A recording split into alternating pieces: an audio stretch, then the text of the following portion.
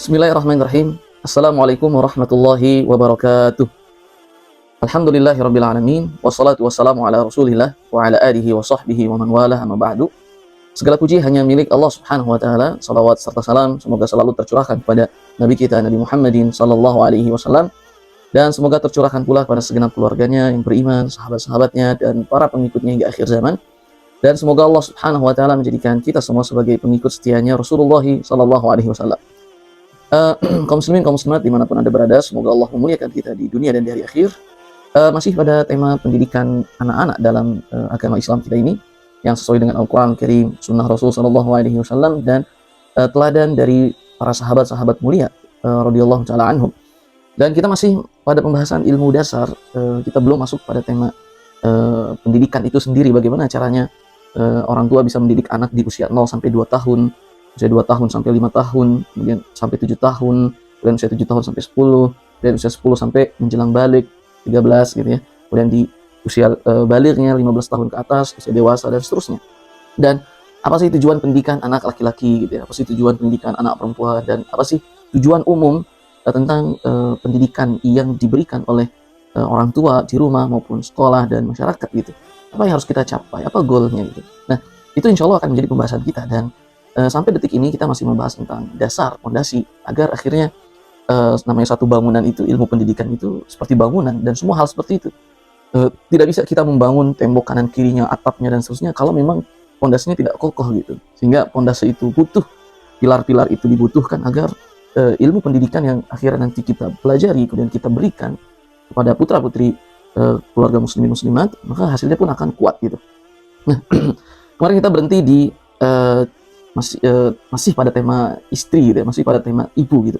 Karena di kisah Umar bin Khattab radhiyallahu taala yang kemarin kita sampaikan bahwa termasuk haknya anak yang harus ditunaikan oleh ayahnya adalah memilih untuknya ibu yang bisa mendidik gitu.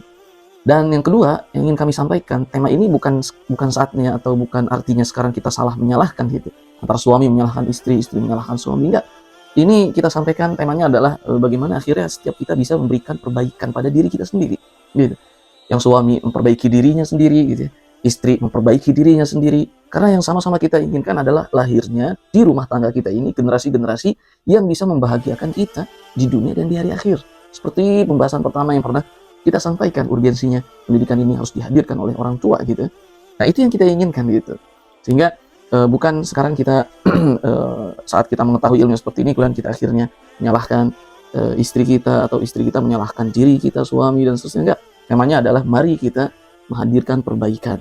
Jangan sampai kita hanya menuntut putra-putri kita untuk baik, tapi kita tidak pernah mengajarkan apa itu kebaikan gitu. Seperti apa teladan kebaikan itu, sehingga bukan anak yang kita tuntut. Anak itu mengikuti saat orang tua sudah baik gitu, maka anak pun insya Allah Ta'ala akan menjadi baik. Dan tidak cukup orang tua hanya menjadi baik, sampai akhirnya dia soleh, dia juga muslih. Muslih, soleh artinya soleh. Muslih, dia sudah soleh dan bisa menularkan kesolehannya itu kepada putra-putrinya, mendidiknya dan seterusnya terus. Dan ada pertanyaan misalnya, sampai kapan orang tua memberikan pendidikan kepada putra-putrinya? Sampai akhir hayat. Sampai akhir hayat orang tua itu memberikan pendidikan. Tapi tentu dengan ada batasan-batasannya gitu. Tapi namanya memberikan pendidikan, orang tua memberikan pendidikan kepada putra-putrinya sampai kapan? Sampai akhir hayat. Lihat bagaimana Nabi Yaqub alaihissalam gitu. Dalam Al-Quran surat Al-Baqarah Allah sebutkan kisahnya.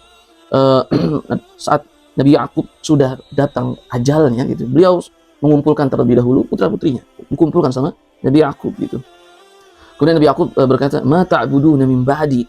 Qalu na'budu ilahaka wa ilaha abaika Ibrahim wa Ismail wa Ishaq wa Yaqub, dan seterusnya. Kata Nabi Yaqub kepada anak-anaknya, apa yang akan kalian sembah setelah aku tidak ada? Kata Nabi Yaqub, ini sakaratul mautnya Nabi Yaqub alaihissalam. Apa yang akan kalian sembah setelah peninggalku ini gitu? Aku akan meninggalkan kalian, meninggalkan bumi ini menuju keharibaan Allah Subhanahu wa taala. Apa yang akan kalian sembah? Saya harus memastikan ini gitu. Itu pendidikan yang diberikan oleh Nabi Yaqub alaihissalam kepada putra-putrinya sampai akhir hayat. Dipastikan apa yang akan kalian sembah gitu. Didakwahi, dididik anak-anak itu. Apa yang akan kalian sembah setelah peninggalku ini? Dan akhirnya anak-anaknya berkata, qalu na'budu ilahaka wa ilaha abaika Ibrahim wa Ishaq wa Yaqub. Kami akan menyembah Tuhanmu, itu Allah Subhanahu wa taala, dan Tuhan kakekmu gitu, yaitu Ishaq, dan Tuhan ayahnya lagi yaitu Nabi Ibrahim alaihissalam. Jadi artinya kami akan menyembah Allah Subhanahu wa taala, Tuhannya para nabi dan rasul gitu. Nah, akhirnya saat Nabi Yaqub mendapatkan ketenangan itu, dia telah memastikan bahwa pendidikan dia telah berikan, tunaikan kepada putra-putrinya sampai akhir hayat. Sampai akhir hayat gitu. Nah, kemudian Rasulullah SAW contohnya memberikan pendidikan kepada putrinya Fatimah, kepada anak-anaknya, cucu-cucunya Hasan Hussein, keluarga besarnya, pada umatnya sebelum Rasul wafat. Sebelum Rasul wafat, apa yang Rasul sampaikan? As-salat, as-salah, salat wahai umatku, salat wahai umatku. Lihat, bagaimana pendidikan Rasul berikan sampai akhir hayat beliau gitu. As-salat, as-salah gitu. Rasul mengatakan, ummati, ummati, siapa yang akan menguruskan umatku setelah aku tidak ada ini gitu. Dan Rasul juga bersabda, la'anallahu al-yahuda wan nasara ittakhadhu qubur anbiya'ihim masajida gitu. Semoga Allah melaknat kaum Nasrani, kaum Yahudi gitu. Kenapa? Karena mereka menjadikan kuburan para nabi-nabi mereka jadi masjid-masjid mereka, tempat-tempat ibadah mereka. Rasul nggak ingin seperti itu. Akhirnya, artinya sampai akhir hayat pun Rasul terus memberikan pendidikan pada keluarganya, ahli baitnya, kepada umatnya gitu. Juga kisah sebelumnya yang sudah kita sampaikan, sang khalifah Umar bin Abdul Aziz gitu. Beliau cicitnya Umar bin Khattab radhiyallahu ta'ala anhu, di mana negeri-negeri Islam yang berada di bawah kepemimpinannya itu 2 tahun 5 bulan saja itu makmur luar biasa di tangan beliau gitu, atas izin Allah Subhanahu wa taala. Lihat apa yang terjadi saat sakaratul mautnya. Beliau kumpulkan putra-putrinya gitu. Seluruh anaknya, putra-putrinya beliau kumpulkan gitu. Beliau nasihati tentang kesolehan bahwa ayahmu ini tidak memiliki banyak harta yang bisa diwariskan kepada kalian semua gitu. Karena kalaupun memang ada harta halal, kata Umar bin Abdul Aziz, maka ayahmu tidak akan pelit untuk menyalurkannya kepada kalian semua. Tidak akan mungkin gitu, kata Umar bin Abdul Aziz. Kemudian Umar bin Abdul Aziz mengingatkan bahwa sungguhnya yang menolongku gitu ya, yang menolong kalian semua kelak adalah Allah Subhanahu wa taala jika kalian soleh gitu. Karena Allah berfirman, inna waliyallahu alladhi nazzala al-kitab wa huwa yatawalla salihun wa huwa yatawalla salihin. Sungguhnya waliku, artinya penolongku, yang mengurusiku, yang memperhatikanku gitu, yang membantuku, itu hanyalah Allah Subhanahu wa taala yang menurunkan Alkitab ini, Al-Qur'an Karim. Wa huwa yatawalla salihin, dan beliaulah dan Allah lah yang akan mengurus orang-orang yang soleh. Beliaulah, Allah Subhanahu wa taala lah yang akan mengurusi, merawat gitu ya, menjaga perkara orang-orang yang soleh gitu. Nah, artinya ini potret bagaimana para ayah yang memberikan pendidikan kepada putra-putrinya sampai akhir hayat. Sehingga semoga ini bisa menginspirasi bahwa sampai kapan kita memberikan pendidikan kepada putra-putri kita. Maka jawabannya adalah sampai kita semua tutup mata. Berikan pendidikan itu sampai ayah ibu tutup mata. Sampai detik sakaratul maut pun kita harus tetap memberikan pendidikan kepada putra-putri kita. Terakhir, kisahnya Umar bin Khattab radhiyallahu taala anhu, saat beliau sedang sakaratul maut, beliau ditikam oleh seorang hamba sahaya, seorang budak dari Majusi. Saat lagi sholat subuh, Umar bin Khattab di belakang ditikam, ditusuk dengan pisau yang sudah diracuni saat itu oleh orang Majusi. Sehingga 3 tusukan itu tembus di perutnya Umar bin Khattab radhiyallahu taala anhu. Sampai saat diberikan air susu itu keluar dari lubang tusukan pisau itu. Saat diberikan madu pun keluar. Itu saking tusuk dari depan sampai belakang itu. Dan saat Umar bin Khattab sedang sakaratul maut seperti itu, beliau tidak lantas akhirnya meninggalkan pendidikan. Saat ada orang-orang yang bertakziah kepada beliau melihat bahwasanya laki-laki itu memakai celana gitu sampai menjulur ke tanah gitu. Umar mengatakan, wahai fulan gitu, wahai anakku, angkatlah celanamu itu gitu ke mata kaki, angkatlah celanamu itu ke mata kaki, karena itu lebih suci bagimu, lebih bersih bagimu, dan lebih taat kepada Tuhanmu.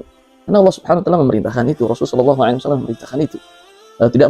Hendaknya laki-laki itu tidak memakai gamis, sarung, dan celana sampai menjulur ke tanah gitu. Di mata kaki atau di atasnya lebih afdal gitu. Dan itu Umar bin Khattab di akhir hayatnya tetap menegakkan pendidikan, dakwah, amar ma'ruf nahi munkar. Maka ini inspirasi untuk para orang tua bahwa sampai kapan orang tua memberikan pendidikan pada putra-putrinya? Jawabannya adalah sampai ajal menjemput. Gitu. Nah, mungkin ini yang bisa kita sampaikan di pertemuan kali ini. Tadinya ingin membahas tentang beberapa karakter lagi tentang ibu yang menjadi pendidik gitu, kisah-kisahnya, dan ternyata itu juga lah yang dilakukan oleh para sahabat-sahabat Rasul Shallallahu Alaihi Wasallam dari kalangan wanita. Dan pertemuan berikutnya juga kita akan bahas tentang bagi ibu atau istri itu dalam satu hari itu dia harus memulai dengan aktivitas apa sih? Gitu. Maka insya Allah kita akan sampaikan di pertemuan berikutnya. Wallahu taala a'la wa a'lam bishawab. Subhanakallahumma wa bihamdika asyhadu an la ilaha illa anta astaghfiruka wa atubu ilaik. Wassalamualaikum warahmatullahi wabarakatuh.